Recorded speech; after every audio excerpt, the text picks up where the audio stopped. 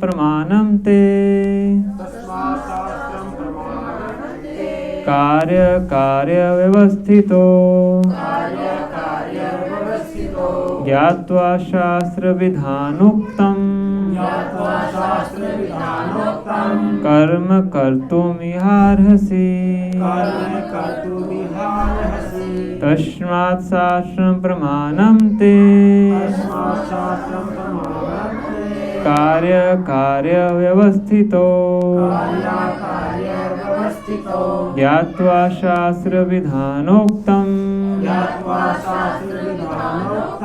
कर्म कर्तुमिहार्हसि तस्मात् शास्त्रं प्रमाणं ते कार्यव्यवस्थितो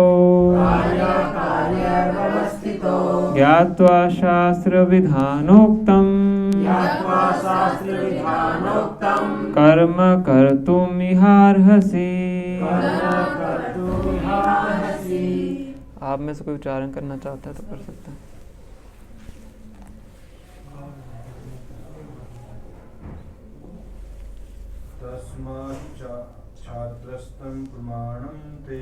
तस्मात् शास्त्रं प्रमाणं ते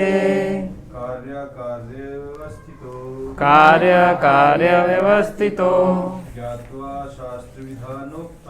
ज्ञात्वा शास्त्रविधानोक्तं कर्म कर्तुमिहार्हसि। कोई और नहीं, कोई और अगर उच्चारण करना चाहे।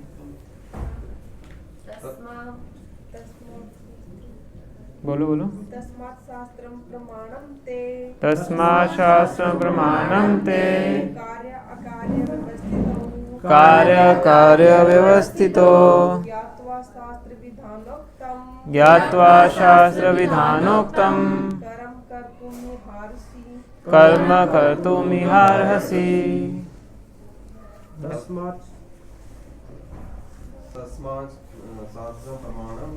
तस्मात् शास्त्र प्रमाणं ते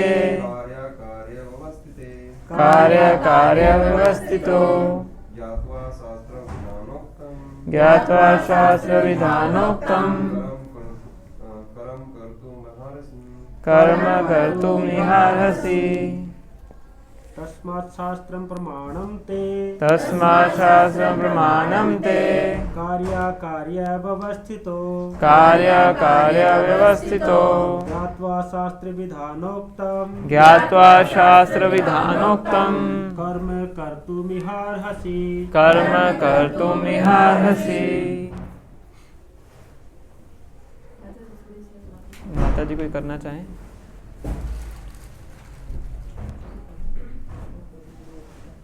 कोई भी माता जी। तस्मात् शास्त्र प्रमाणं ते कार्यव्यवस्थितो ज्ञात्वा शास्त्रविधानोक्तं कर्म कर्तुमिहार्हसि। तस्मात् शास्त्रं प्रमाणं ते कार्यव्यवस्थितो ज्ञात्वा शास्त्रविधानोक्तं कर्म कर्तुमिहार्हसि। हरे कृष्णा। पढ़िए इसका ट्रांसलेशन। अतएव मनुष्य को यह जानना चाहिए कि शास्त्रों के विधान के अनुसार क्या कर्तव्य है और क्या अकर्तव्य है। उसे ऐसे विधि विधानों को जानकर कर्म करना चाहिए जिससे वह क्रमशः ऊपर उठ सके। तात्पर्य, जैसा कि 15वें अध्याय में कहा जा चुका है कि वेदों के सारे विधि विधान कृष्ण को जानने के लिए हैं। यदि कोई भागवत गीता से कृष्ण को जान लेता है और भक्ति में प्रवृत्त होकर कृष्ण भावनामृत को प्राप्त होता है तो वह वैदिक साहित्य द्वारा प्रदत्त ज्ञान की चरम सिद्धि तक पहुंच जाता है। भगवान चैतन्य महाप्रभु ने इस विधि को अत्यंत सरल बनाया। उन्होंने लोगों से केवल हरे कृष्ण महामंत्र जपने तथा भगवान की भक्ति में प्रवृत्त होने और अर्च विग्रह को अर्पित भोग का उच्छिष्ट खाने के लिए कहा। जो व्यक्ति इन भक्ति कार्यों में संलग्न रहता है उसे वैदिक साहित्य से अवगत और सार तत्व को प्राप्त हुआ माना जाता है। निसंदेह उन सामान्य व्यक्तियों के लिए जो कृष्ण भावना भावित नहीं है या भक्ति में प्रवृत्त नहीं है, करणीय तथा अकरणीय कर्म का निर्णय वेदों के आदेशों के अनुसार किया जाना चाहिए। मनुष्य को तर्क किए बिना तदनुसार कर्म करना चाहिए। इसी को शास्त्र के नियमों का पालन करना कहा जाता है। शास्त्रों में वे 4 मुख्य दोष नहीं पाए जाते जो बद्ध जीव में होते हैं। ये हैं अपूर्ण इंद्रियां, कपटता, त्रुटि करना तथा मोहग्रस्त होना। इन चारों दोषों के कारण बद्ध जीव विधि विधान बनाने के लिए अयोग्य होता है।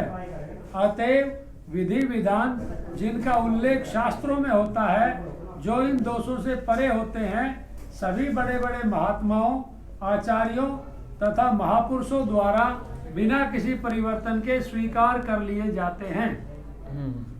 भारत में आध्यात्मिक विद्या के कई दल हैं, जिन्हें प्राय 2 श्रेणियों में रखा जाता है, निराकारवादी तथा साकारवादी। दोनों ही दल वेदों के नियमों के अनुसार अपना जीवन बिताते हैं। शास्त्रों के नियमों का पालन किए बिना कोई सिद्धि प्राप्त नहीं कर सकता। अतएव जो शास्त्रों के तात्पर्य को वास्तव में समझता है वह भाग्यशाली माना जाता है। मानव समाज में इसमें 16वें अध्याय का 24वां श्लोक है। थोड़ा सा हमने चर्चा किया था लास्ट टाइम। तो इसमें भगवान बता रहे हैं कि शास्त्रों में दिए गए जो आदेश हैं उनका पालन हमें करना चाहिए। तो कर्तव्य हमारे 2 प्रकार के होते हैं। एक होता है कंडीशनल ड्यूटी और एक होता है कॉन्स्टिट्यूशनल ड्यूटी, है ना। एक तो इस शरीर से संबंधित हमारे कुछ कर्तव्य होते हैं, है ना। शरीर को साफ सुथरा रखना, शरीर की आजीविका के लिए कार्य करना। इस शरीर से संबंधित जो हमारे डिपेंडेंट्स हैं, हमारे जो डिपेंडेंट लोग हैं, उनके लिए भी हमारे कुछ कर्तव्य होते हैं। माता पिता के लिए, पुत्र परिजनों के लिए, है ना। ये सब कंडीशनल ड्यूटीज़ में आते हैं, है ना, क्योंकि ये सब शरीर से संबंधित है ना। तो इनका पालन करने के लिए भी शास्त्र में विधि विधान बताए गए हैं। तो उनको भी एक मनुष्य को करना चाहिए, है ना। माता पिता के लिए कर्तव्य होते हैं। पुत्र का सबसे बड़ा जो कर्तव्य है माता पिता के लिए वो क्या है? वो तो है ही। सबसे बड़ा क्या बताया जाता है? पिंडदान कर। पूत त्रायते इति पुत्रा, है ना। ये बहुत बड़ा कर्तव्य है ना। तो ऐसे बहुत से कर्तव्यों के बारे में शास्त्र में बताया गया है ना। माता पिता का ही कर्तव्य बताया गया है श्रीमद् भागवतम के अंदर, है ना। वो कहते जननी न सस्यात्, पिता न सस्यात्, गुरु न सस्यात्, स्वजनो न सस्यात्, यह मोचेत यदि समुपेत मृत्युम। कि अगर कोई व्यक्ति अपने आश्रित व्यक्ति को जन्म मृत्यु के चक्कर से छुटकारा नहीं दिला सकता तो उसको माता नहीं बनना चाहिए, उसको पिता नहीं बनना चाहिए, उसको स्वजन नहीं बनना चाहिए, उसको गुरु नहीं बनना चाहिए। क्या क्यों नहीं बनना चाहिए? अगर वो अपने आश्रित व्यक्तियों को जन्म मृत्यु के चक्कर से छुटकारा नहीं दिला देता। मतलब माता पिता की, गुरु की, रिश्तेदारों का सबसे बड़ा कर्तव्य क्या है?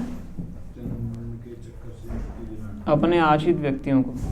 बच्चे हो सकते हैं हमारे ऊपर जो आश्रित हैं, सबॉर्डिनेट्स हो सकते हैं, गुरु के लिए उनके शिष्य हैं, है ना।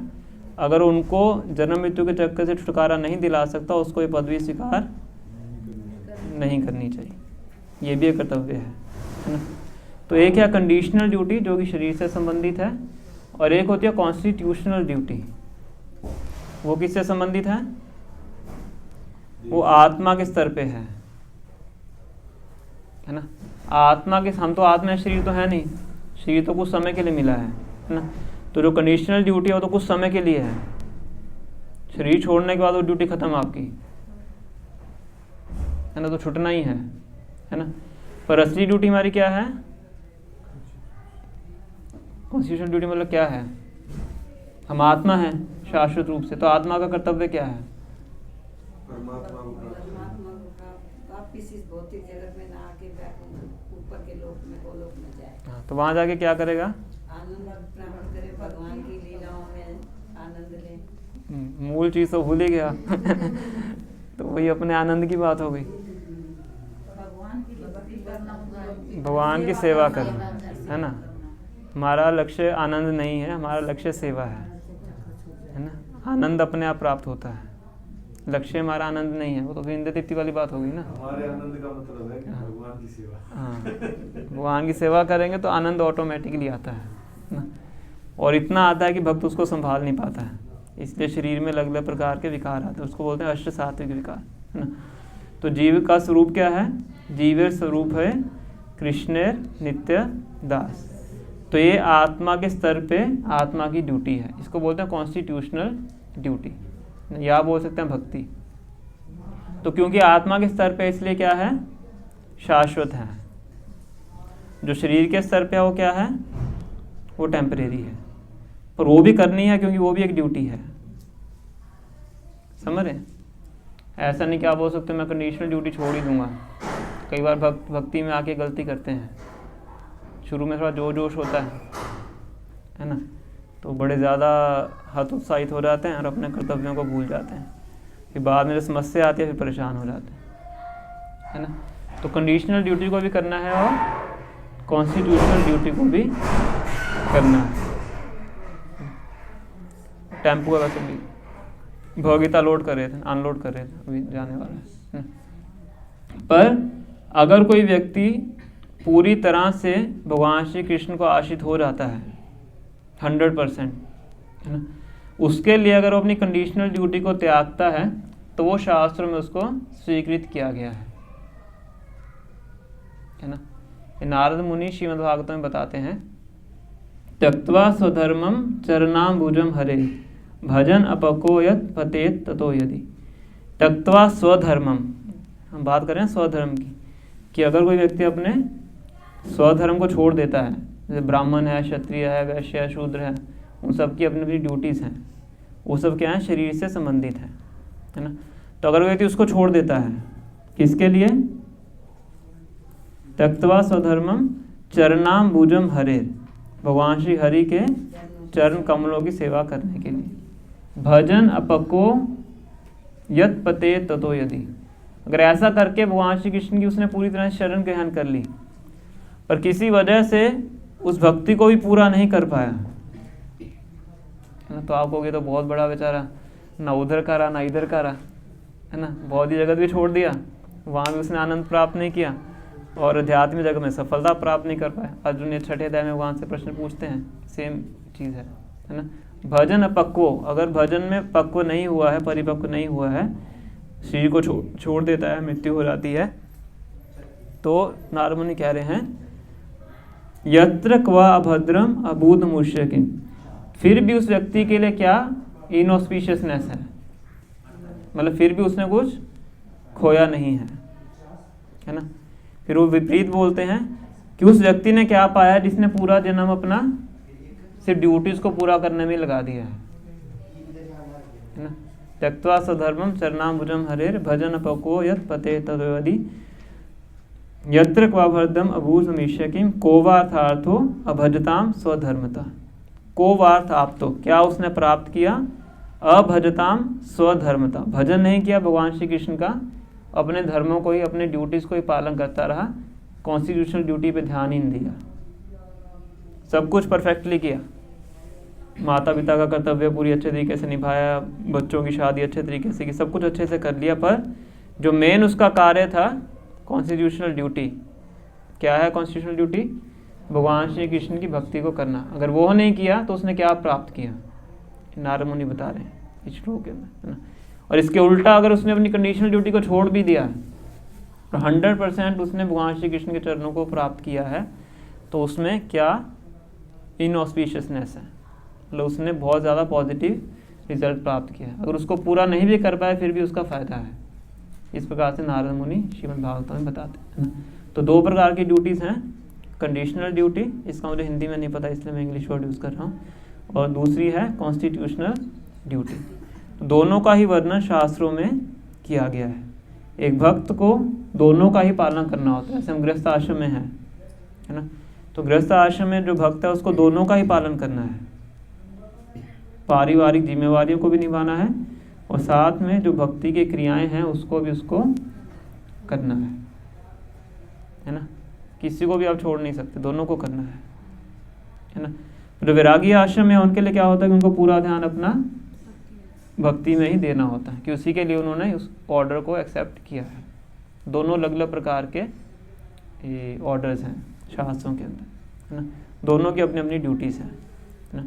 तो इस प्रकार से भगवान यहाँ बता रहे हैं तस्मात् शास्त्रम प्रमाणम ते, कि जैसे शास्त्र में दिया गया है उसी प्रकार से हमें समझना चाहिए कि क्या हमें करना है और क्या हमें नहीं करना है, क्या हमारा कर्तव्य है, क्या हमारा कर्तव्य नहीं है। ये भी जानना आवश्यक है, क्या हमारा कर्तव्य नहीं है ना।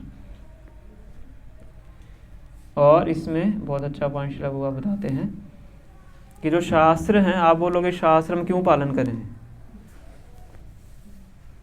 है ना।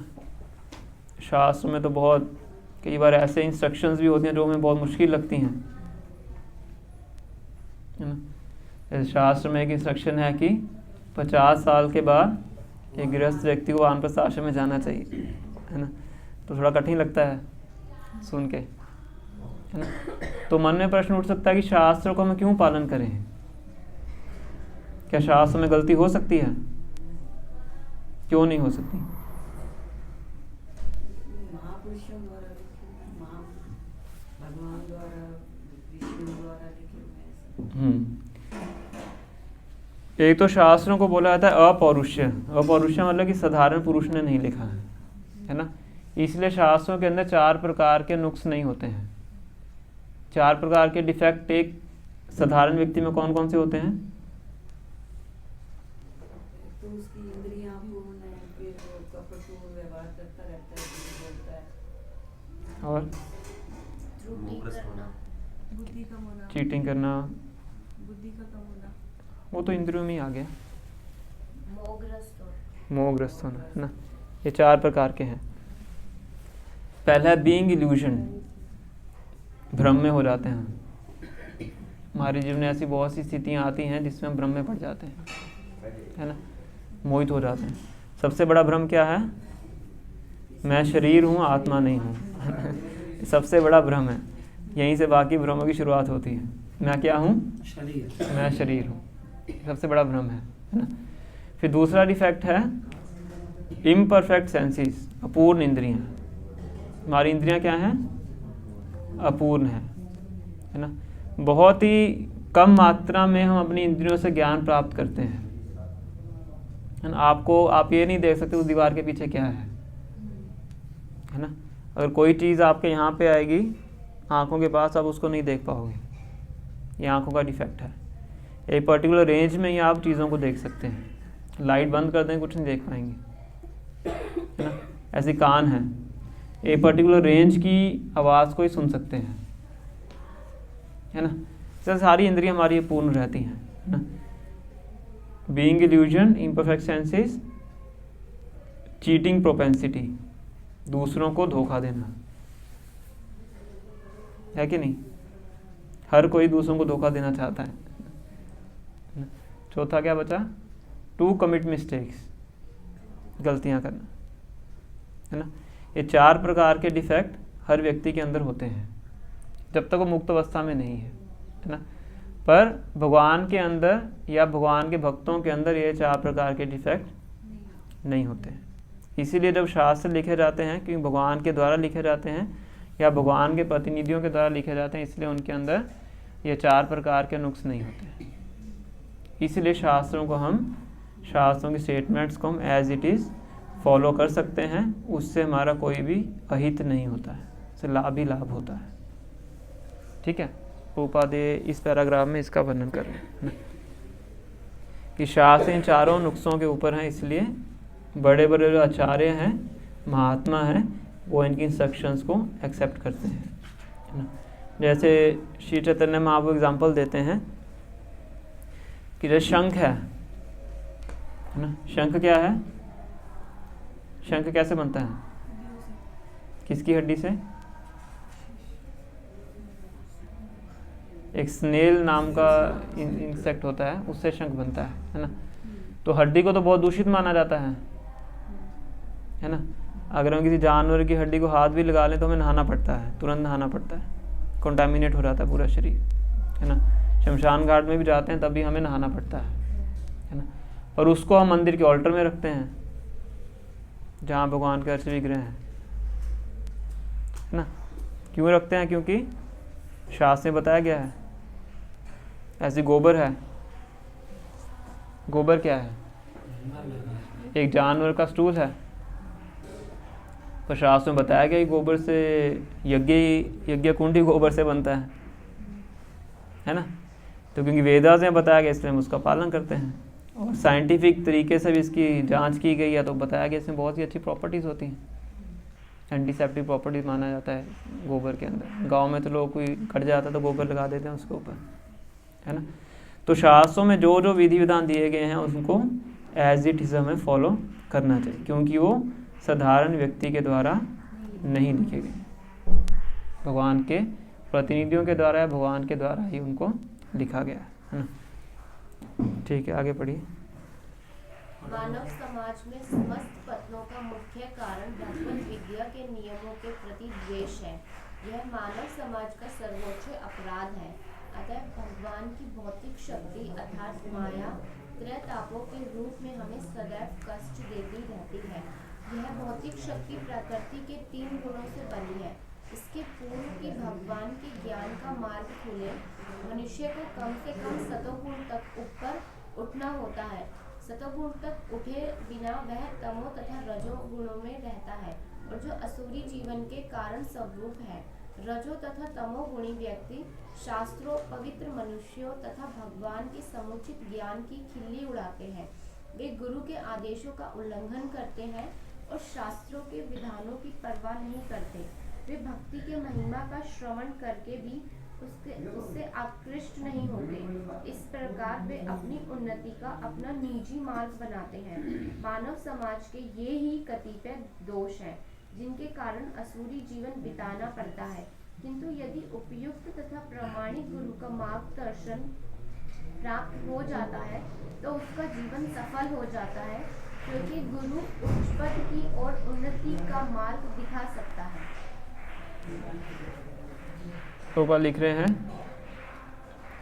मानव समाज का सबसे बड़ा अपराध क्या है?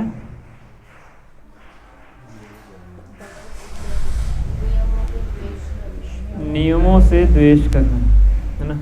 जो शास्त्रों में नियम दिए गए हैं उनसे ईर्ष्या करना ही सबसे बड़ा अपराध है ना।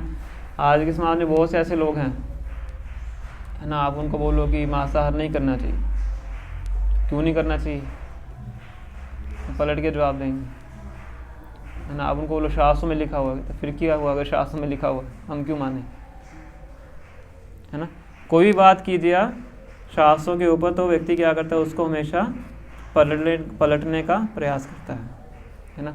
वो क्या कह रहे हैं, इसी कारण हर व्यक्ति का फॉल डाउन होता है, अपने आप को डिग्रेड करता है ना।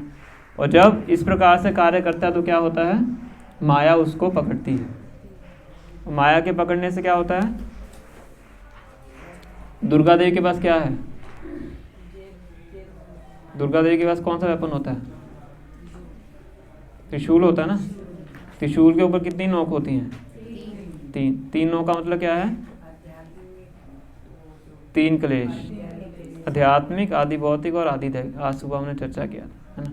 तो उस व्यक्ति को वो प्राप्त होता है जो शास्त्रों में दिए गए आदेशों का पालन नहीं करता है, तो माया फिर उसको प्रताड़ित करती है ना। पर जो गुरु के वचनों को स्वीकार करता है, शास्त्रों की वाणी को एज इट इज फॉलो करता है, तो उसका जीवन फिर सुखमय और स्वच्छ बनता है। यहाँ पे रहता तब भी सुखी रहता है, और इस जगत को छोड़ने के बाद भी अच्छी जगह को प्राप्त करता है। जैसे पिछले श्लोक में बताया ना, इससे पहले वाला श्लोक इसमें स्टार्टिंग में लिखा हुआ है ना सुखम ना पराम गति। जो शास्त्र पालन नहीं करता है ना उसको सुख प्राप्त होता है, ना ही मृत्यु के बाद उसको अच्छी गति प्राप्त होती है। दोनों जगह उसको दुख ही दुख प्राप्त होता है ना। तो इसीलिए हमें चाहिए कि शास्त्र में जो भी आदेश लिखे हुए हैं उनको हम एज इट इज़ फॉलो करें, है ना। तो शास्त्र में क्या आदेश दिए हुए हैं, फॉलो तभी करेंगे ना जो पता होगा। बताइए क्या है शास्त्रों के आदेश। ब्रह्म मुहूर्त में उठना, स्नान करके भक्ति करना, शुद्ध आहार लेना। माता जी ने बिल्कुल सुबह से शुरू किया है। ब्रह्म मुहूर्त में उठना। ब्रह्म मुहूर्त का कितना कौन सा समय है, 3:30 4 इस तरह से होता है। रोज़ अलग अलग समय होता है पर नॉर्मली 3:30 4 4:30 ऐसे होता है। इसलिए भगवान ने मंगलादी 4:30 बजे रखी है ना। तो उस समय भी उठना चाहिए। ब्रह्म मुहूर्त में उठने का क्या फ़ायदा है,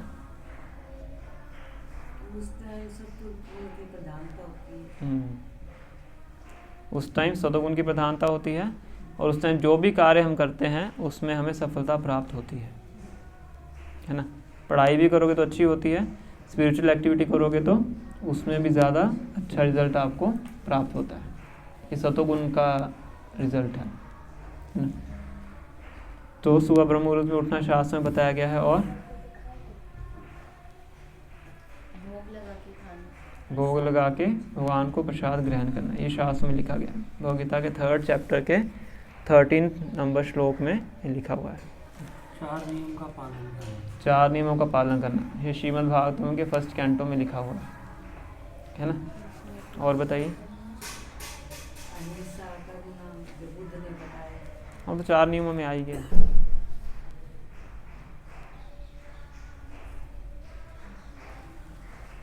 बताइए।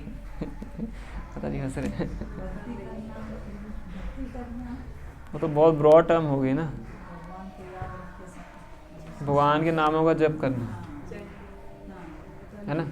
तो बहुत से शास्त्रों में बताया गया है। भगवान भगवद गीता में बताते हैं 7वें अध्याय के 14वें श्लोक में, 9वें अध्याय में बताते हैं ना। तो ऐसे बहुत से नियम कानून हैं। प्रभुपाद आदि ने बहुत सिंपलीफाई करके, हमारे आचार्य ने बहुत सिंपलीफाई करके हमें बताए हैं, है ना। प्रभुपाद कहते हैं कि अगर आपको ज्ञान प्राप्त करने की इच्छा है तो हमने बहुत से शास्त्र लिखे हैं, है ना। अगर आप नहीं पढ़ना चाहते तो केवल जो हमने इस्कॉन सोसाइटी में बताया है आप उसको कीजिए, मतलब कि हरे कृष्ण महामंत्र का जप कीजिए।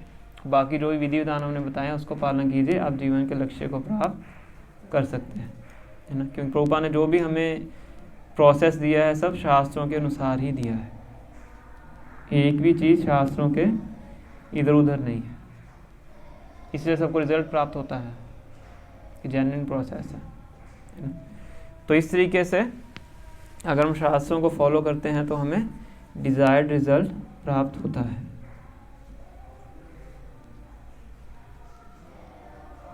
ठीक हो, आपका कोई प्रश्न है तो आप पूछ सकते हैं, फिर इसमें दिए हुए प्रश्न को हम डिस्कस करेंगे।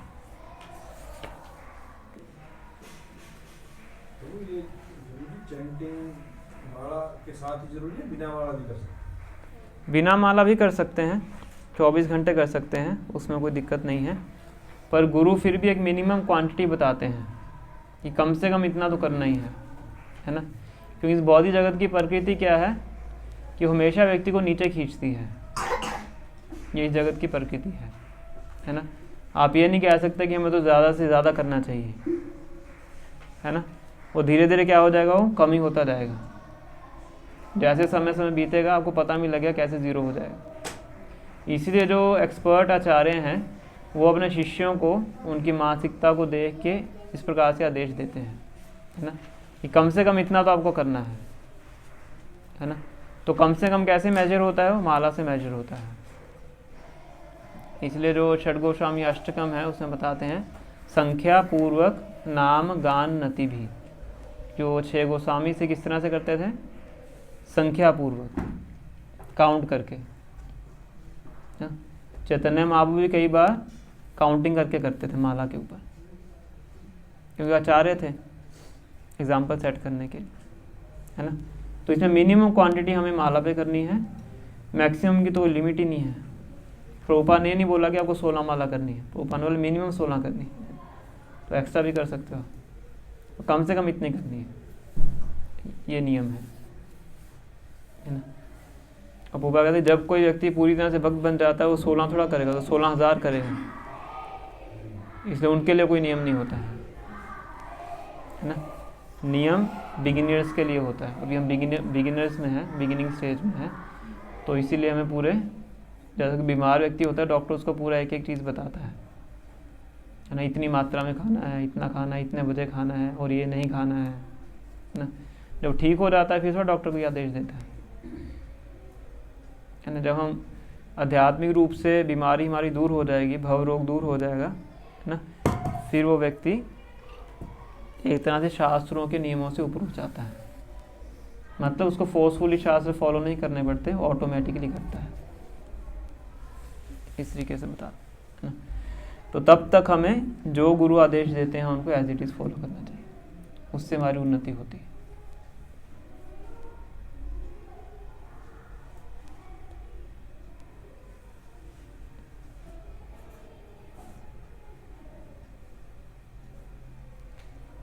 यानी जैसे आप लोग बताया कि ब्रह्म मुहूर्त में उठना चाहिए, तो एक दिन ऐसे वीडियो देखा था, उसमें कहते हैं देखो जैसे अपने इंडिया में तो एक ही टाइम जोन है कि जो इलाहाबाद में है टाइम, वही पूरी इंडिया में टाइम माना जाता है।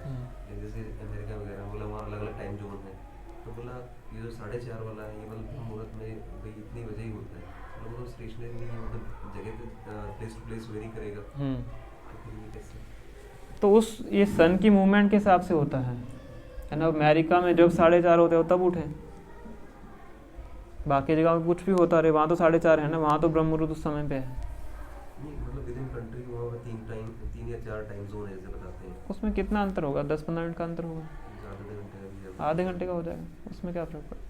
नहीं, दिन रात का बताते हैं पूरी रशिया में 4 टाइम जोन है, बट वो जो रशिया में कहते हैं 4 टाइम जोन है, एक जगह दिन तो एक जगह रात, बड़ा ज़्यादा है, इतना बड़ा गैप है, नहीं है। इतना बड़ा गैप नहीं। एक घंटे का फर्क है, मतलब वहाँ पे दिन रात का अंतर तब होता है ग्लोब के दोनों इस साइड पे हैं, तब दिन रात का फर्क, सन ऐसे मूव करता है ना।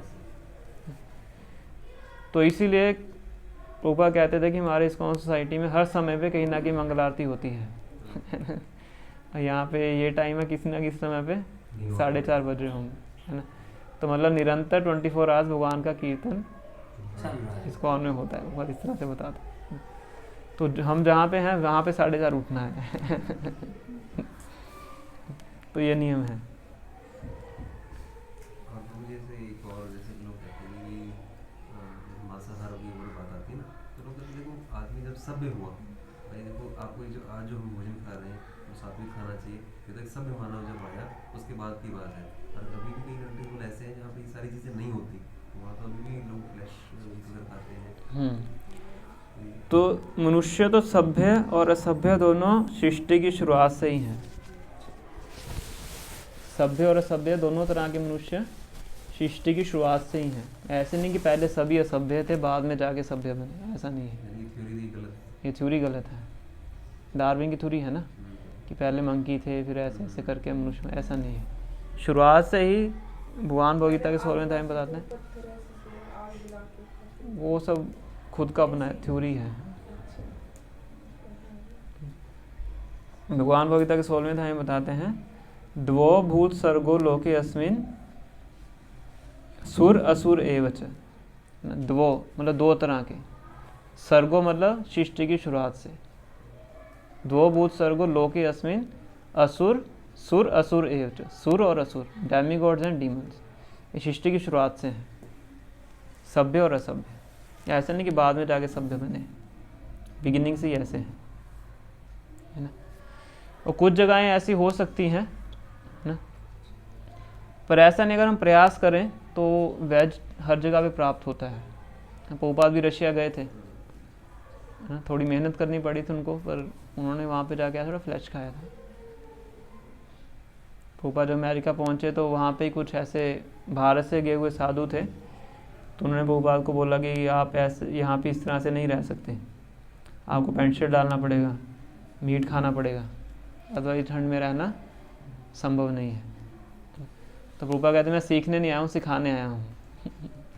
भारतीय संस्कृति देने के लिए आया हूँ, यहाँ से सीखने नहीं आया हूँ। तो प्रभुपाद ने ऐसा किया, कितनों को धोती कुर्ता पहना दिया है ना, तो कितनों को अनियन गार्लिक भी मीट ईटिंग तो छोड़ ही दीजिए आप, 4 नियम पालन करने शुरू है ना।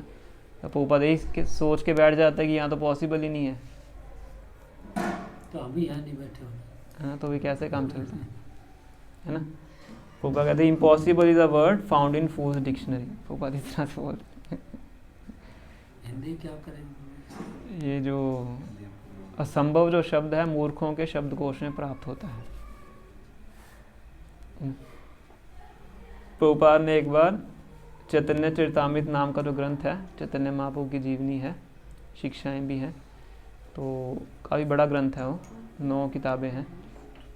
तो उसका अनुवाद प्रभुपाद जी कर रहे थे, पूरा अनुवाद कर दिया था, उसकी प्रिंटिंग करवानी थी। तो उस टाइम पे बीबीटी के इंचार्ज थे एक वक्त, तो प्रभुपाद ने उनसे पूछा कि प्रिंटिंग के बारे में आपकी क्या योजना है। तो उन्होंने बड़ा प्रसन्न होकर बताया, प्रभुपाद हमने नई टेक्नोलॉजी डाली है, तुम 2 महीने में 1 किताब प्रिंट कर सकते हैं। तो प्रभुपाद ने काउंटिंग किया कि 18 महीने ये तो बहुत लंबा टाइम है। तो कहते मुझे 2 महीने में पूरा वॉल्यूम चाहिए, पूरी 9 की 9 किताबें कितनी देर में चाहिए? 2 महीने में चाहिए। तो कहते Prabhupada this is impossible. Prabhupada कहते हैं impossible is a word found in fools dictionary. उनकी आंखों में आंखें डाल के बोलो और आगे चलेंगे। फिर कहता गुरु का आदेश है तो पूरा करना है ना। बहुत उन्होंने मेहनत की, 24 घंटे जागते थे, और 2 महीने में उन्होंने पूरा चैतन्य चरितामृत के जो 9 के 9 वॉल्यूम से उनको प्रिंट कर दिया, प्रॉपर फोटोग्राफ्स के साथ। सब कुछ बंगाली में थी हालांकि, तो इस प्रकार से उन्होंने किया। प्रभुपाद बहुत एक मिलिट्री जनरल की तरह कार्य करते थे तभी तो इतनी इंटरनेशनल ऑर्गेनाइजेशन स्टार्ट कर पाए, है ना। तो अगर हम चाहते हैं तो विश्व के किसी भी कोने में रह के हम 4 नियम पालन कर सकते हैं। बस वो इच्छा शक्ति चाहिए करने के लिए, है ना। प्रभुपाद जब अमेरिका गए थे तो अपने साथ कुछ दाल वगैरह लेके गए थे। प्रभुपाद ये सोच के गए थे कि मैं वहाँ पे जाके से उबले हुए आलू खाऊंगा, क्योंकि प्रभुपाद को था कि वहाँ पे कुछ ऐसा नहीं प्राप्त होगा, पर उस चीज़ के लिए भी रेडी थे। 1 किलो दाल मैं लेके गया था, उसी को मैंने 30 दिन जल दूध के अंदर बना के प्रभुपाद उसी को खाते थे, है ना। तो उनके अंदर वो इच्छा शक्ति थी, इसलिए कर पाए। तो अगर हमारे अंदर भी इच्छा शक्ति है तो हम भी कर पाएंगे। चाहे कोई विवाह हो, चाहे किसी रिश्तेदार के घर जाएं, या किसी ऑफिस के टूर पे जाएं, अगर इच्छा है तो वहाँ भी हम भगवान को भोग लगा हुआ प्रसाद ग्रहण कर सकते हैं। अगर इच्छा कमज़ोर है ना, फिर तो आगे बोली शादी में गया था वहाँ तो खाना ही पड़ा खाने को कोई आपके मुंह में तो डालेगा नहीं आके खाते तो हम खुद ही हैं। और मुझे कहीं जाते हैं तो इमरजेंसी का कोई शॉर्टकट रास्ता नहीं है भोग लगाने का? शॉर्टकट तो वही है कि फ्रूट्स लेके भोग लगाएं, और उसका भोग लगा देना, तो खाने का नहीं लगा सकते। वो तो पता नहीं किसने बनाया, कैसे बनाया है। तुम्हारे पास ट्रैवलिंग ऑल्टर होता है छोटा सा? हाँ वो तो बहुत पता है, तो उसमें ऑफरिंग करके ले फ्रूट्स वगैरह ले सकते हो। थोड़ी तपस्या करनी पड़ती है। कुछ समय बाद व्यक्ति का वैसे नहीं खाने का मन करता। नहीं, लहसुन प्याज से तो पिंड छूट गया। शादी वादी में जाते हैं सलाद स्वीट्स ये ले लेते हैं, और तो उसको कैसे ऑफर करें? वो तो वहाँ तो ऑफर हुई हुई। तो ट्राई करें कि ना खाएं। वहाँ ऑफर नहीं होती, वो तो झूठे हाथ लगा देते हैं। वही है। अरे जैसे प्रभु जी भंडारा का नोट तो है, भंडारा में तो वो ऑफर कौन सा भंडारा? कल भंडारा था हमारा गांव में, तो मैं तो गयो ना यार, बेरो लगा रखे, पॉसिबल हो है तो क्यों गया? ये बनाया किसने है? वहाँ कौन सा कोई 16 माला करने वाला बनाता है? ना वहाँ तो देसी हलवा ही है। तो वही बात है, एक ही बात है। घर में जो खाना बन रहा है 16 माला तो आप ही ना कर दी। आप बताओ। चलो आप तो कर ही रहे हो ना, तो घर में कुछ तो इफेक्ट जाता है। कुल तो पावन होता ही है ना, और धीरे धीरे वो भी करने लगेंगे। पर यहाँ तो ऑप्शन है ना हमें ना करने की, घर में चलो ऑप्शन नहीं है ना, तो वहाँ तो ही देखते हैं ना कि कितना अपनी तरफ से प्रयास कर रहा है। अपना तो 100% दें, जहाँ पे कमी है भगवान पूरी करेंगे। अगर हम ही पहले 100% नहीं दे रहे, भगवान कहते कि मैं क्या कदम बढ़ाऊँ। ये करने लग गए, जाते हैं हाजिरी लगाते हैं और कट लेते हैं, पर कहीं जफे गए फिर बोलना पड़ता है कि भाई प्रसाद ही लेते हैं, तो पॉसिबल नहीं है। फिर वो कहते हैं कि ले मिठाई तो ले ले, वो वहाँ चलिए देते भाई उसकी।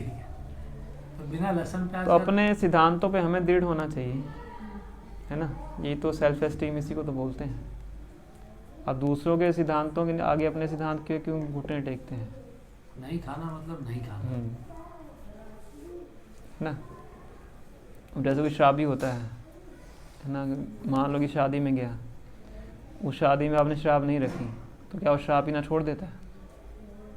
वो अपने सिद्धांतों पे अटल है ना, तो फिर आएगा बाहर से फिर। हाँ, तो आप क्यों नहीं अटल हो सकते, है ना। मिलन है जी, प्रसाद हम जाना नहीं, वहाँ तो हर जगह मिल जाए।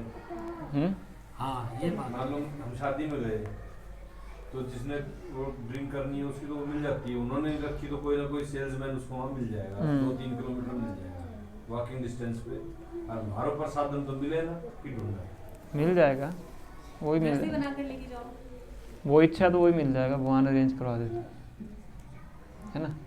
खुद तो प्रयास करें हम। भूखे आप कभी नहीं रहोगे, ये आप हमेशा याद रखिए। ऐसा नहीं कि भूखे रहोगे, अच्छा मिल जाएगा। मान लो गटका खाने को मन कर जाए तो होटल से लाके घर लगा सका भाव? नहीं, बनाया किसने है? मन को एक कंट्रोल करना है, अपने पे मन नहीं रहते हैं, ये अलग अलग प्रकार के वो सामने रख रहे हैं ना कि क्या क्या क्या डूब होल्स हो सकते हैं। अपने मन को बहलाने पॉइंट ये है कि बनाया किसने है। ये है बनाया गया। तो पहले पूछ रहे भाई बनाओ, कहने दारू दूरू तो न पीवे।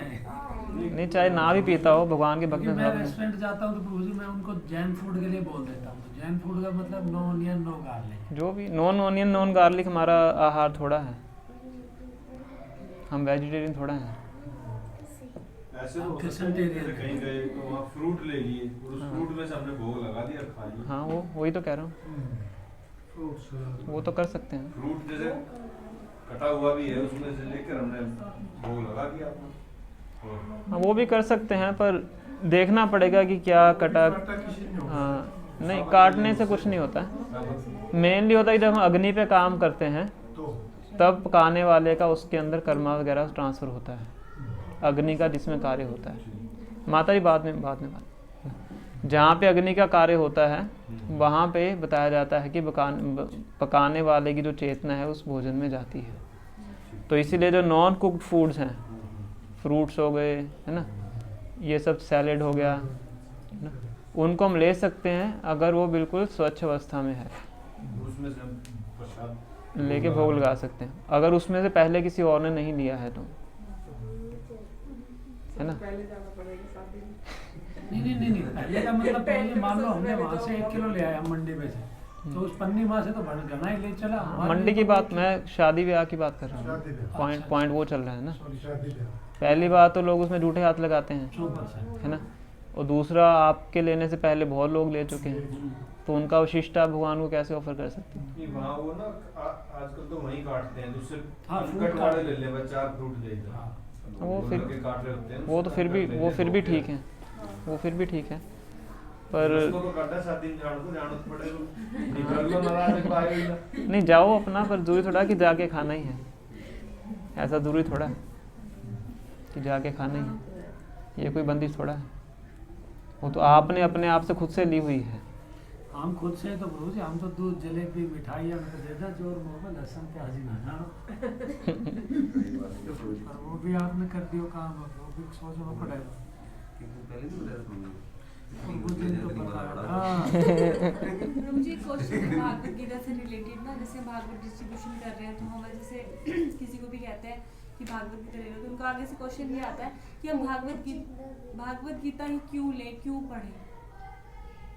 तुमको बता सकते हो, पहला तो कि सारे वैदिक शास्त्रों का सार है ना, इतने शास्त्र हम नहीं पढ़ सकते तो केवल 7 श्लोक पढ़ें। और दूसरा स्वयं भगवान ने बोला है, इसलिए इम्पोर्टेंट है ना। अगर धार्मिक व्यक्ति है तो आप इस प्रकार से बोल सकते हो, अगर धार्मिक नहीं है तो फिर उनके थोड़े भौतिक गुण बता सकते हो, जैसे माइंड कंट्रोल कैसे किया जाए, सेंस कंट्रोल कैसे किया जाए, लीडरशिप क्वालिटीज़ हैं वो कैसे डेवलप की जाएँ, कैरेक्टर को कैसे अच्छा बनाया जाए, है ना। वो सब चीज़ें श्रीमद् भगवद गीता में प्राप्त होती हैं। और बहुत से बड़े बड़े ऐसे इंस्टीट्यूशंस हैं, MBA के इंस्टीट्यूशंस हैं, है ना, जहाँ पे इसको एज अ कोर्स बुक पढ़ाया जाता है। तो ये चीज़ें उनको आकर्षित करती हैं। अगर व्यक्ति पायस नहीं है, रिलीजियस माइंडेड नहीं, तो उनको ये बताइए, जो रिलीजियस माइंडेड है उनको ये बताएं कि भगवान ने बोला है, सभी शास्त्रों का सार है, जीवन का लक्ष्य क्या है, हम कौन है, भगवान कौन है, हमारा उनसे संबंध क्या है, सब चीज़ें भागवत गीता में प्राप्त होती हैं। तो इसीलिए आप इसको पढ़िए। तो प्रभु जी जैसे हम उनको कहते हैं कि आप अपने बच्चों को भी डेली बेसिक पे 1 श्लोक पढ़वा सकते हो, तो कहते हैं बच्चों को क्या समझ आएगा, अभी तो ये बहुत छोटे हैं। तो हमने कहा कि भक्त प्रहलाद भी 5 साल के थे, तो वो भक्त प्रहलाद थे, कलयुग था, ये सतयुग है, इनको इतनी नॉलेज नहीं है, तो ये सब कैसे पॉसिबल होगा। तो उनको बोल सकते हो कि ये जो शब्द ध्वनि है दिव्य शब्द ध्वनि है, श्लोक जो हैं ये दिव्य शब्द ध्वनि है, इनको सुन के सत्वगुण विकसित होता है। तो बच्चे अगर सुनेंगे तो उनके अंदर क्या होगा, सत्वगुण विकसित होगा। तो बड़े होके गलत आदतें उनके अंदर नहीं लगेंगी। बोलो कि आपकी सेवा करेंगे बड़े होके, है ना, खुश हो जाएंगे, है ना, फिर बात बनेंगे कि माता पिता की सेवा करेंगे। तो वो ये क्वेश्चन और भी कहते हैं कि ऐसे तो बहुत सारे ग्रंथ हैं, बहुत सारी बुक्स हमारे घर में हैं, तो हम इसे क्यों रीड करें, आप लोग इस्कॉन वाले इसी पे क्यों ज़्यादा जोर देते हैं, भागवत गीता क्यों पढ़नी चाहिए, ये क्वेश्चन है। तुमको बोल सकते हैं कि जो हमारे संस्थापक आचार्य हैं श्रील प्रभुपाद, उन्होंने बहुत ही सरल भाषा में इसका ट्रांसलेशन किया है ना। इतना सरल है कि पूरे वर्ल्ड में लोग इसको पढ़ के समझ रहे हैं। ऐसा नहीं सिर्फ भारतीय लोग समझ रहे हैं, कि किसी भी देश में जाइए आपको उस देश की भाषा में आपको यही वाली भगवद्गीता प्राप्त होगी। 90 लैंग्वेज से ज़्यादा लैंग्वेजेस में अवेलेबल है ना। तो अगर वो लोग इसको पढ़ के समझ सकते हैं, मतलब बहुत ही सरल भाषा है, तो आप भी समझ सकते हैं। बाकी ग्रंथों को पढ़ के समझना इतना आसान नहीं है, और ना ही उनका अनुवाद इतना सरल है। और प्रभु जी जैसे हम कहते हैं कि कुछ लोग कहते हैं कि हमारे पास टाइम नहीं है, तो हमारा मोटिवेशन रहता है कि वो ले ले, हमारा मकसद ये रहता है कि वो ले ले, तो हम उन्हें कहते हैं कि इसे घर में रखने से भी बहुत बेनिफिट है। तो कहते हैं क्या बेनिफिट है, आप बताओ क्या बेनिफिट है घर में रखने से। बोलो भगवान की पुस्तक है ना, तो घर में रखेंगे तो उसका बेनिफिट है, स्पिरिचुअल है, मटेरियल नहीं है ना। उनको बोलो घर में मंदिर बनाने का क्या बेनिफिट है ना। तो भगवान के शब्द में और भगवान में कोई भी डिफरेंस नहीं है, क्योंकि भगवान तो एब्सोल्यूट है। तो उसी के समान है कि आपने घर में मंदिर बनाया हुआ है ना। भगवद गीता में और भगवान की फ़ोटो में अंतर थोड़ा है, और इसके अंदर फ़ोटोज़ भी हैं, है ना। और प्रभुपाद कहते थे कि अगर कोई इसको टच भी कर लेता है उसको बेनिफिट मिलता है। जो कहते हैं कि आप पुस्तक बांटने जाओ, चाहे कोई ले चाहे ना ले, पर उसके हाथ में पुस्तक रख दो, उसको सुकृति प्राप्त होती है ना। तो आप घर में ले जाके रखिए और आपको बेनिफिट होगा, चाहे ना पढ़िए कोई और पढ़ लेगा, कोई तो पढ़ेगा ही। प्रभु जी जैसे हम कहते हैं उनको कि आप ये किसी को ऐसे अगर आपके पास है तो आप किसी को गिफ्ट भी कर सकते हो, तो उनका आगे से क्वेश्चन क्या आता है कि हम तो किसी को गिफ्ट कर देंगे कोई प्रॉब्लम नहीं, लेकिन वो इसकी इज्जत करेंगे तो हमें तो पाप लगेगा ना। उनको बोलो कि वो उसके और भगवान के बीच की बात है, आप अपनी ड्यूटी कीजिए, बाकी भगवान देखेंगे, आपको पाप नहीं लगेगा। नहीं दोगे तो पाप लगेगा, क्योंकि आपने अपना कर्तव्य नहीं किया है।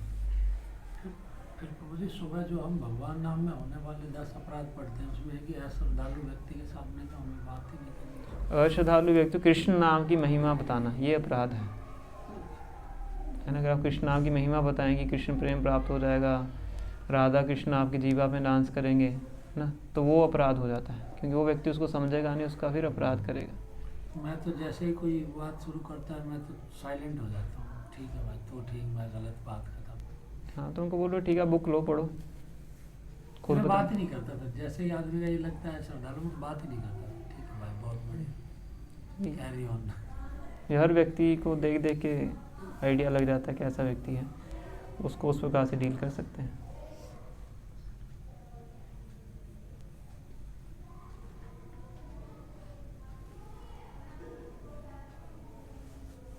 है ना। तो प्रचार तो हमें सबको करना है, प्रभुपाद कहते थे try to get the interested people. ऐसा नहीं किया कि व्यक्ति के पास हम अटक जाएं, तो लग रहा है कि नहीं समझने वाला, उसको छोड़ के आगे बढ़े। कहते हैं don't try to create interest in people, get the interested people, है ना। बुक डिस्ट्रीब्यूशन पे जाएं, जो समझदार लगता है, इनोसेंट लगता है, उसको समझाएं, वो समझ भी लेगा, बुक ले भी लेगा, आगे बांट भी देगा। जो नहीं लगता समझने वाला, उस पर टाइम वेस्ट मत करें,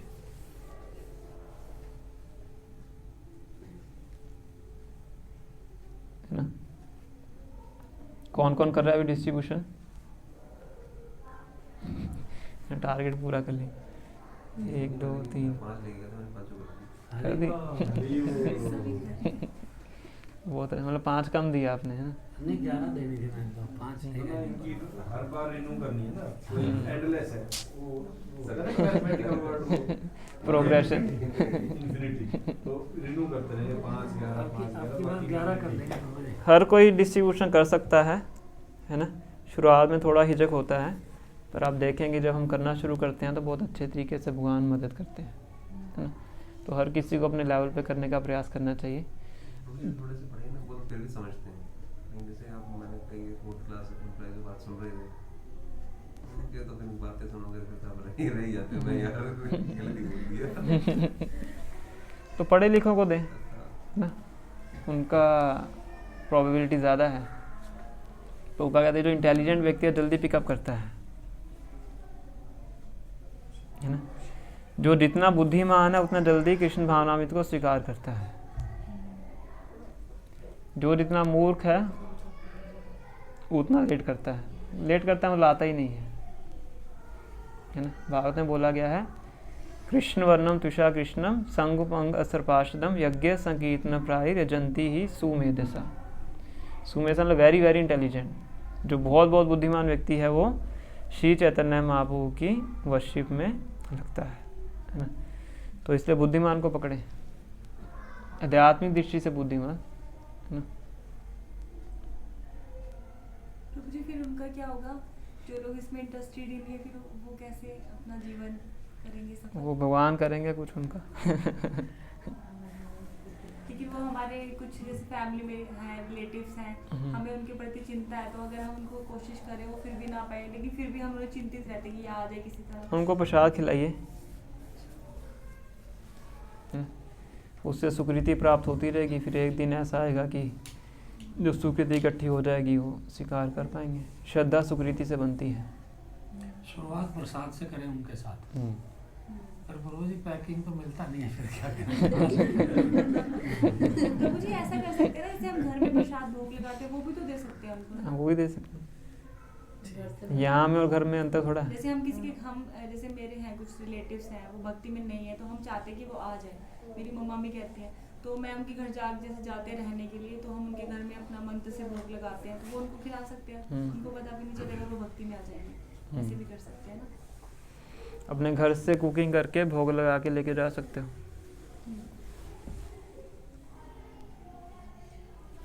सही पकड़े, ये कर सकते है ना। प्रसाद हर किसी को अच्छा लगता है। मंदिर का ज्यादा अच्छा लगता है। प्रसाद प्रसाद खाने में यूनिवर्सली एक्सेप्टेबल है प्रसाद, है ना। प्रभुपाद ने भी बोला था कि ये हमारा सबसे बड़ा हथियार है ना। इसलिए हमारी मूवमेंट को बोला था किचन रिलीजन। Kitchen religion. हमारा जो प्रचार है वो किचन से शुरू होता है, इसीलिए किचन पे सबसे ज़्यादा जोर दिया जाता है। प्रभुपाद जी तो गुलाब जामुन बना के रखते थे। अरे वाह। क्योंकि दरवाजे के पास रखते थे। जो बाहर जाता था वो सोचता था गुलाब जामुन की तरफ देख के जाऊंगा फिर ये नहीं मिलेगा। जैसे बुक डिस्ट्रीब्यूशन के लिए हम जा रहे हैं, तो कुछ लोग हमें ऐसे मिलते हैं, कुछ पेरेंट्स मुझे मिले थे, तो वो इतने परेशान थे ना कि उन्होंने मुझे बोला कि बेटा ऐसा कुछ हो सकता है। उन्होंने भागवत गीता भी ले ली मुझसे, तो उन्होंने मुझे कहा कि ऐसा कुछ हो सकता है कि मेरे बच्चे भी आपकी तरह भक्ति करें। अरे वाह। मेरे पास उनके क्वेश्चन का जवाब तो था। मैंने कहा आप एक बार सेंटर पे विजिट करो, या उसे प्रसाद खिलाऊंगी, मैं कैसे लाऊंगा, वो घर पे आता है तो उसकी मतलब हम लोग उसके लिए कुछ कुछ लाते हैं, लेकिन वो लेना ही नहीं चाहता, वो कहता है मुझे तो जाना है। और कुछ भी मैं अगर भगवत गीता का श्लोक स्टेटस पे लगाता हूँ तो मुझे कहता है बोलता पापा ये क्या लगा रखा है आपने, किस चीज़ों में पड़ गए हो आप, तो मैं बहुत परेशान हूँ, मैं उसके लिए क्या करूँ। तो मैंने तो उनको ये सजेस्ट किया था कि आप सेंटर पे आपसे लेके आ सकते हो तो बहुत अच्छी बात है, प्रसाद खिलाओ। तो ये चीज़ें बहुत सारी सामने आ रही हैं अभी की, जब हम इस चीज़ से ज़्यादा से ज़्यादा जुड़ रहे हैं ना, तो बहुत सारी चीज़ें ये चीज़ सामने आ रही है कि लोग बहुत हम ज़्यादा किसी दूसरे व्यक्ति के जीवन में हम ज़्यादा हस्तक्षेप नहीं कर सकते, हाँ जी। ये भी समझने की आवश्यकता है। ज़रूरी नहीं है कि अगर माता पिता भक्त हैं तो बच्चे भक्त बनेंगे। बनेंगे। बहुत से ऐसे गृहस्था फैमिलीज़ हैं कि माता पिता बहुत अच्छे भक्त हैं पर बच्चे भक्त नहीं हैं। किसी दूसरे के जीवन को बदलने की हमारे अंदर ज़्यादा क्षमता नहीं है। हम ज़्यादा से ज़्यादा ये कर सकते हैं उनके आगे अपॉर्चुनिटी खुली रखें कि भक्ति को स्वीकार करें, पर ज़बरदस्ती किसी को भक्ति में नहीं लगाया जा सकता, संभव नहीं है ना। अपनी तरफ से हम उनको मौके दे सकते हैं, ट्राई कर सकते हैं, प्रयास कर सकते हैं। बाकी हर किसी की अपनी अपनी चॉइस होती है इंडिविजुअली, उसको ज़्यादा चेंज नहीं किया जा सकता, संभव नहीं है। जैसा कि हमने सुना है कि प्रभुपाद जी की जो धर्मपत्नी थी वो भी डिवोटी नहीं बन पाई, है ना प्रभु जी? हम लोग उनका तो ऐसे वैष्णव परिवार था पर उतनी सपोर्टिव उनकी तरह नहीं, चाय पीते थे प्रभुपाद ने हाथ से भगवद गीता की अनुवाद लिखा था, कितने सालों में लिखा था ना? बहुत सालों में। तो एक दिन प्रभुपाद आए तो उनको मिला नहीं, प्रभुपाद ने पूछा कहाँ है, कहते हूँ मैं उनको बेच के चाय और बिस्किट ले आई उनकी पत्नी। तो प्रभुपाद कहते कि यू वांट टी और मी, वो कहती टी। प्रभुपाद ने उसी टाइम घर छोड़ के वानप्रस्थ आश्रम स्वीकार कर दिया, है ना। शास्त्र में बोला गया है कि जिस घर के अंदर भार्या प्रिय वचन बोलने वाली ना हो और मदर ना हो, उस घर का त्याग करके जंगल में रहना अच्छा है। शास्त्र के चाणक्य पंडित बताते हैं। तो प्रभुपाद ने तुरंत घर को छोड़ के वानप्रस्थ आश्रम स्वीकार किया। सेलेक्टिव जो कहा आपने, इस तरह की सेलेक्टिव एक सेशन बनाओ इसको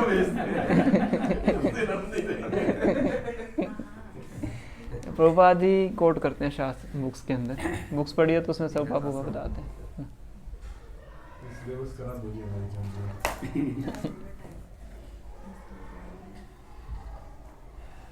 भक्ति तो प्रभु जी जिसकी किस्मत में उसको मिलेगी, जिस पे भगवान की असीम कृपा होगी उसी को मिलेगी। किस्मत से नहीं, भक्ति उनको सुकृति से प्राप्त होती है। सुकृति भक्ति जिसने पहले की है थोड़ी बहुत जाने अनजाने में, उसी से भक्ति प्राप्त होती है। नहीं, किसी का ये भी तो शुरुआत हो सकता है इस जन्म में भी, तो किसी की सुकृति। हाँ, अगर उसने कुछ भक्ति कार्य किया है, भक्तों का संग प्राप्त किया है, किसी ना किसी तरीके से उसने कुछ अज्ञात सुकृति प्राप्त की है, तभी तो प्रसाद हम बांटते हैं। प्रसाद भी पाया उसने तो सुकृति प्राप्त होती है। हरे कृष्ण महामंत्र सुन लिया, उससे सुकृति प्राप्त होती है, भक्ति उन्मुख सुकृति। जब वो फलीभूत होती है तो ऐसा मौका बनता है कि वो भगवान के भक्तों के संग में आ जाता है, फिर भक्ति की शुरुआत हो जाती है। आदो श्रद्धा तथा साधु संग, अथ भजन क्रिया, अनर्थ निवृत्ति से आदि सब स्टेजेस प्रकार से चलती हैं। भक्तों के संग में आएगा, फिर भजन क्रिया करेगा, भजन क्रिया करेगा तो जो हृदय में अनर्थ हैं धीरे धीरे वो दूर होंगे, फिर भगवान के प्रति रुचि आएगी, आसक्ति आएगा, प्रेम आएगा, वो सब इसी प्रकार से चलता है।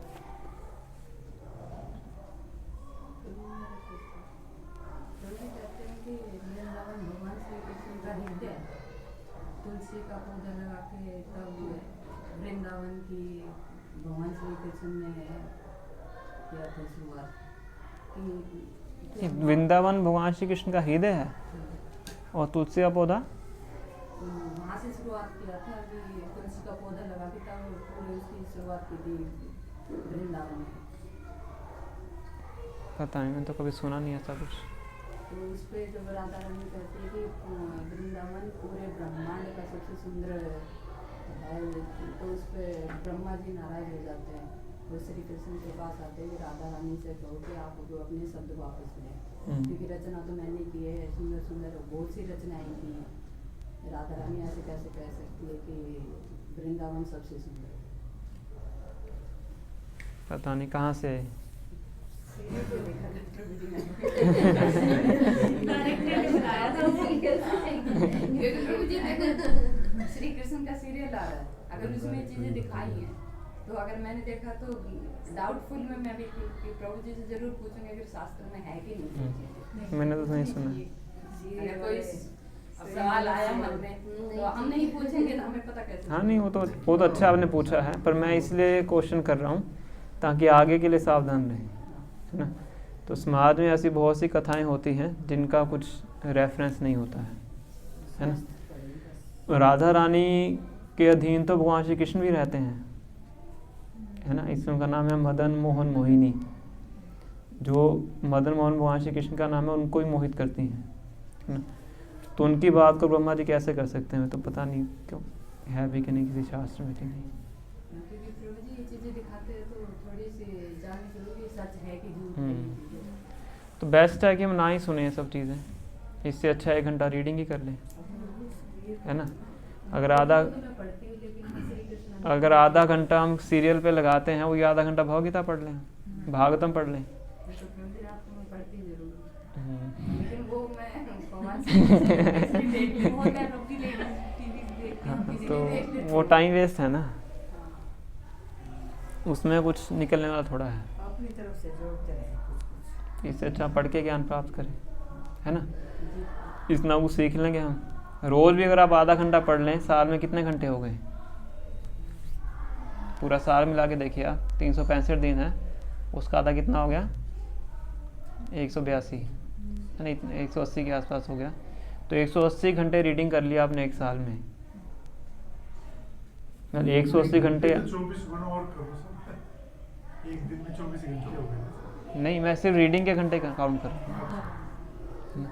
180 घंटे आपने भगवान का चिंतन किया है, बड़ा तो चिंतन किया है, तो कितना बड़ा आपने शाश्वत रूप से धन कमा लिया।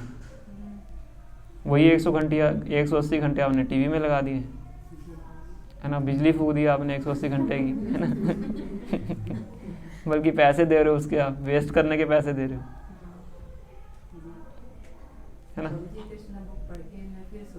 हाँ, तो कृष्णा सीरियल का टाइम कृष्णा बुक में दे दीजिए, उससे ज़्यादा आपको ज्ञान प्राप्त होगा और भगवान की ज़्यादा अनुभूति आपको उससे प्राप्त होगी, और सही जो ज्ञान है वो प्राप्त होगा, है ना। तो उससे ज़्यादा लाभ होने वाला है। फिर खुद कृष्णा सीरियल बनाइएगा। भक्तों ने बहुत ऐसी मूवीज़ बनाई हैं। जैसे कई भागवत सुनाते हैं, जैसे चित्रलेखा जी हैं, ये संजीव कृष्ण ठाकुर हैं, या वो कृष्ण जी हैं, जो इनकी भागवत सुननी चाहिए या नहीं इसमें? नहीं, अगर तो आपको उनका आगे पीछे का पता है, कौन से संप्रदाय से हैं, कौन से गुरु से उन्होंने ज्ञान प्राप्त किया है, कौन से उसमें दीक्षा ली है ना, शास्त्रों से बताते हैं कि नहीं, उनका खुद का आचरण कैसा है ना। अगर सब कुछ सही है तो प्राप्त कर सकते हैं ज्ञान, कोई दिक्कत नहीं है, अगर एक प्रमाणिक संप्रदाय में आते हैं। पर अधिकांशतः ऐसा नहीं होता है ना, क्योंकि जो प्रमाणिक संप्रदाय में आता है तो ज़्यादा शोशेबाजी नहीं करते हैं, उनका लक्ष्य होता है सही ज्ञान को प्रदान करना, है ना। जो जिनका लक्ष्य होता है धन कमाना, प्रसिद्धि प्राप्त करना, वो इस प्रकार के कार्य करते हैं, है ना। तो इसलिए सावधान रहना चाहिए, है ना। सबसे पहला सिंपल तरीका है कि उनका आचरण देखें, कैसा आचरण है ना। आचरण तो हमें टीवी के अलावा दिखता नहीं, हम कैसे देखें? तो फिर नहीं देखना चाहिए, जब पता ही नहीं है तो क्यों देख रहे हो, है ना। जब श्योरिटी नहीं है आपको तो फिर नहीं देखना चाहिए। जी, आपका एक मैसेज जो आता है भगवत गीता क्लास के लिए, इसमें हरे कृष्णा के बाद ये लिखा होता है PAMHO, इसका क्या मीनिंग है? ये शॉर्ट फॉर्म है, प्लीज एक्सेप्ट माई हम्बल ओबीसेंस। कुछ वर्ड इस कौन के हैं। कृपया मेरा विनम्र प्रणाम स्वीकार करें। Please accept my humble. जी, छोटा सा क्वेश्चन हो गया। इसमें ओ पहले लिखा हुआ है आपने PAMO, PMHO। Please accept my humble obeisance, दंडवत प्रणाम होता है ना, उसी को लिखने का तरीका है। हम तो फोटो ही भेजता हूँ।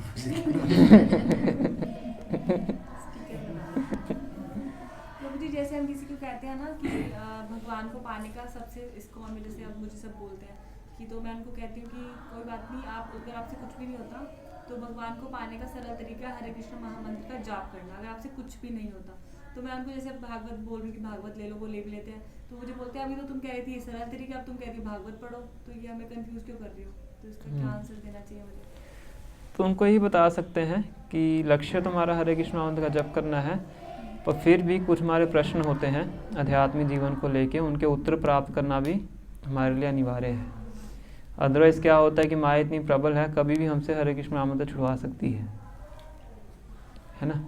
कोई भी आके आपको कोई नास्तिक तर्क दे सकता है, आपकी श्रद्धा को हिला सकता है, या जीवन में कुछ ऐसी परिस्थितियां हो सकती हैं जो आपको भक्ति से दूर ले जा सकती हैं।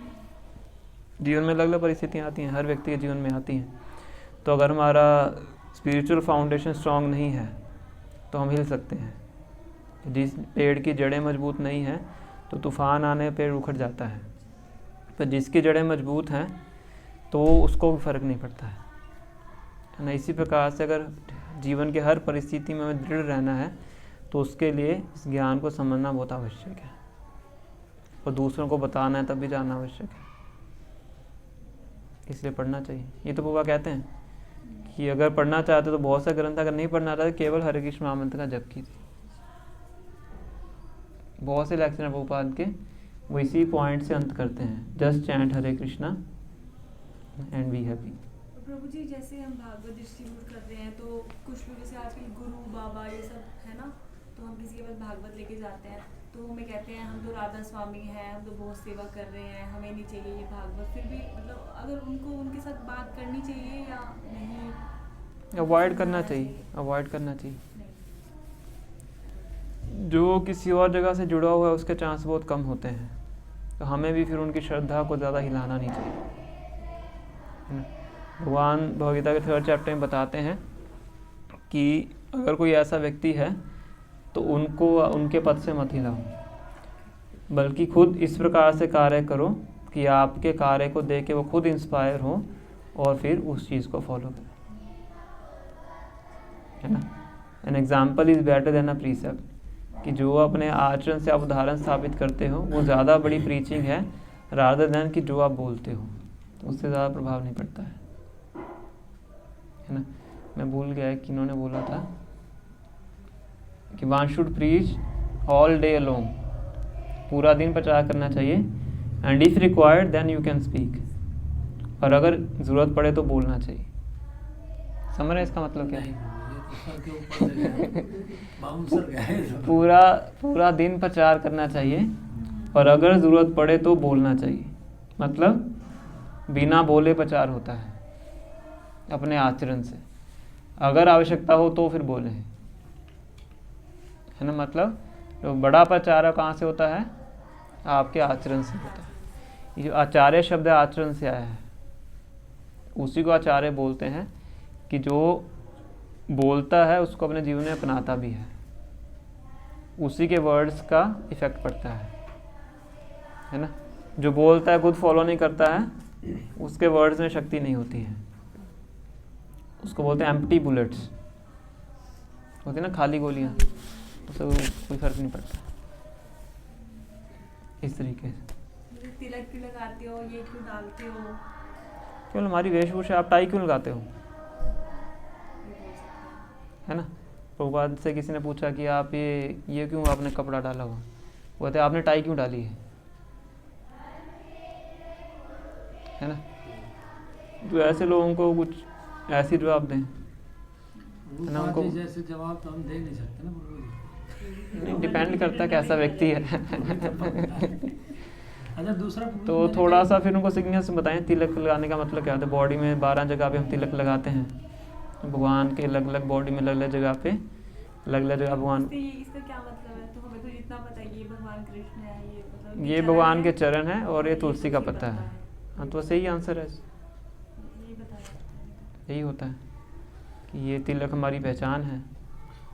मैंने कहीं पढ़ा है, सुना प्रभु जी अभी कुछ टाइम पहले ही, हाँ, कि भगवान कहते हैं कि जो जहाँ किसी देवी देवता में किसी में भी उसकी आसक्ति है तो मैं उसकी आसक्ति को उसमें और दृढ़ करता हूँ।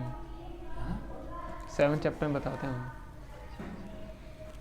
भगवान भी किसी को फोर्स नहीं करते अपने पास आने के लिए। जो दूर जाना चाहता है उसको दूर भेजते हैं, जो पास आना चाहता है उसको पास बुलाते हैं। ये स्वतंत्रता भगवान ने हर किसी को दी है।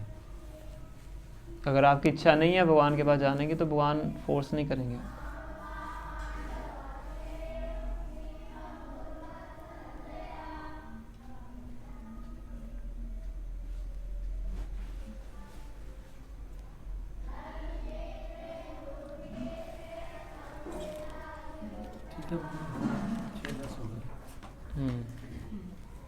तो हम यहीं स्टॉप करेंगे। श्री श्री राधिका भगवान की जय, श्री श्री कृष्ण बलराम की जय, श्री श्री जगन्नाथ बलदेव सुभद्रा महारानी की जय, श्री श्री गौर निताई की जय, जगत गुरु श्रील प्रभुपाद की जय, जय गौ प्रेमानंदे। तो ये मॉड्यूल हमारा ख़त्म हो गया है।